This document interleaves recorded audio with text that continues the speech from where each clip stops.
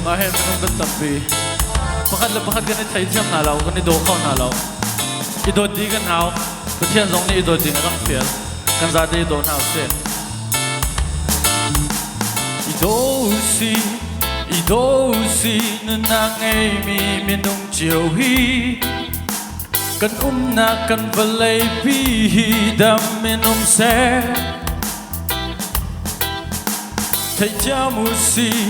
thầy cha mu si thầy chăm na gen khát cầu xe thầy dân na lâu can ra đêm của ta yên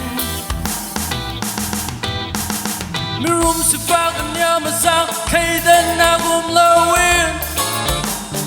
lung khát tin tiêu tiêu si cầm vô lệ ya đốt na gen way cut my room's a fog and knock around hey then I come low in long cut in there do you see come volley ya don't again cut goes hell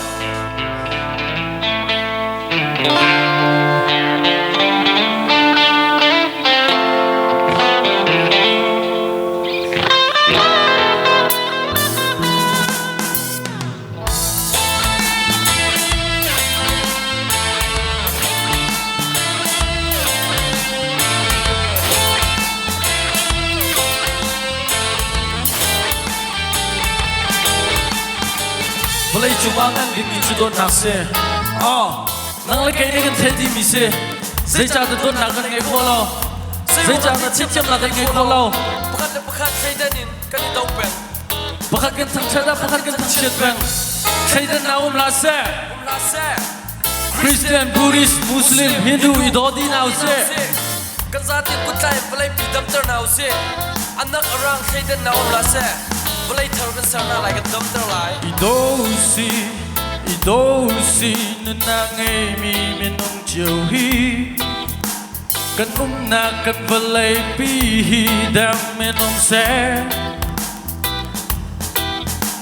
thầy cha mu si thầy chăm na gen khát cầu se thầy đến na lâu can ra tên của ta yên mi room si phag anh nhớ mà sao thầy đến na lâu yên lung khát tên tiêu si kan vô lệ ya tốt na gen quay khát mi room si phag anh knock around thầy đến na lâu yên lung khát tên tiêu si kan vô lệ ya tốt na gen khát cầu sẽ